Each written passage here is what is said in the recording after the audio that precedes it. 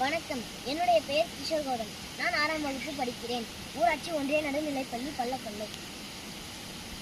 வணக்கம். என்னுடைய பெயர் தன்ராஜ். ஊராட்சி ஒன்றிய நடுநிலைப்பள்ளி பள்ளக்கொல்லை. வணக்கம். என்னுடைய பெயர் கிருஷ்ணகாந்த். நான் 6ஆம் வகுப்பு படிக்கிறேன். நாங்கள் எடுத்துக்கொண்ட தலைப்பு எங்கள் ஊரில் நீர் ஆதாரங்களை கண்டறிந்து அவற்றை பாதுகாக்கும் வழிகளை குறித்து ஆய்வறிக்கை தயாரித்தல்.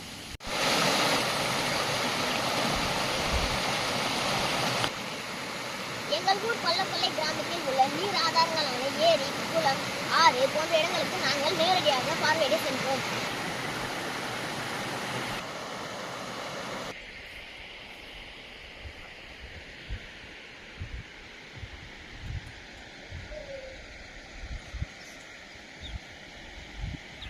இங்கே நீரை சேமிப்பதில் உள்ள பிரச்சனைகளை நாங்கள் கண்டறிந்தோம். அப்பொழுது நீர்நிலைகளில் உள்ள செடி கொடிகளை அகற்ற நாங்கள் எண்ணினோம். நாங்கள் இங்கு உள்ள ஏரியில் ஆழம் அதிகரிக்க தூர்வார வேண்டும் என்று நாங்கள் ஆறின் குறுக்கே சிறிய அணை கட்டி தண்ணீரை சேமிக்கலாம்.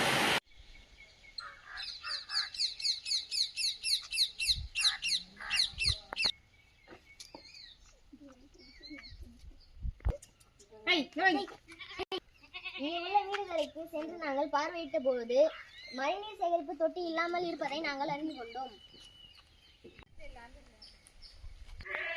எனவே நாங்கள் பொதுமக்களிடையே விழிப்புணர்வு வாசகம் மூலம் நீர் ஆதாரங்களை பாதுகாக்கும் வழிகள் குறித்து எனவே நாங்கள் விழிப்புணர்வு ஏற்படுத்த வேண்டும் என்று நாங்கள் எண்ணினோம்.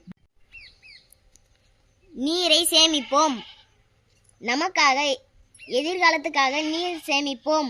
மழைநீர் உயிர் நீர். நீர் வளங்களை பாதுகாப்போம். நீர்மட்டம் உயர்த்துவோம். ஒவ்வொரு துளி நீரும் பொன்னானது என்று நாம் சேமிப்பது நல்லது.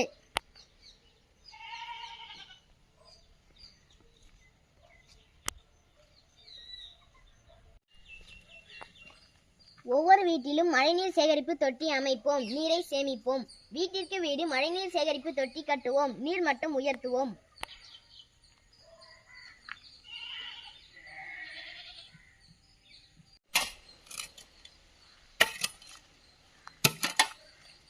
வீட்டில் மழைநீர் சேகரிப்பு தொட்டி கட்டுறோம். Very good.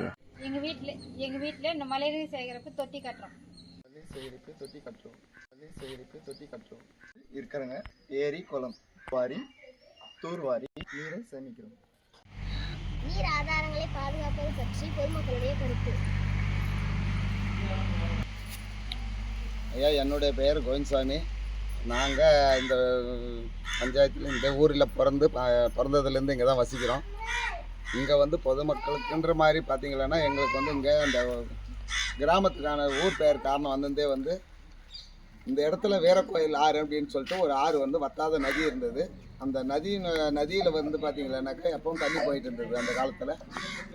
இப்போ காலப்போக்கில் வந்து மழை குறைஞ்சதுனாலையும் வந்து ஆக்கிரமிப்புகள் அதிகமாக இருந்ததுனாலையும் இங்கே வந்து தண்ணி வந்து பிரச்சனை ஏற்பட்டிருக்கு. இந்த இடத்துல வந்து பார்த்திங்களான்னா இங்கே விவசாயம் வந்து பிரதான தொழில். அந்த விவசாய தொழில் வந்து அதிகமாக நடந்ததுனால தொடர்ந்து விவசாயம் நடக்கக்கூடிய இடத்த வந்து பல்ல நிலம்னு சொல்லுவோம். அதை வந்து பள்ளக்கொல்லின்ற வார்த்தையில் வந்து பயன்படுத்துறதுனால இந்த இடத்துல வந்து பள்ளக்கொல்லின்னு இந்த ஊருக்கு வந்து பேர் வந்ததுங்க.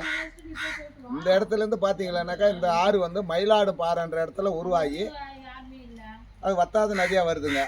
இந்த ஆற்றுல வந்து பார்த்தீங்கன்னா மலை பகுதியில் வந்து ஒரு 3 இடத்துல வந்து சின்ன சின்ன செக் டேம் கட்டியிருக்காங்க. அது இல்லாமல் பார்த்தீங்கன்னா இந்த தண்ணி வந்து ஆறு குறுகலாக இருக்கிறதுனால இப்போ வந்து வர்ற தண்ணி வந்து வேகமாக வந்து அடிச்சுன்னு போயிருக்கிறதுனால நிலத்தடி நீர்வனுடைய இது வந்து தரம் வந்து மேலுக்கு ஏறாமல் இருக்கிறதுனால காரணமாகுதுங்க.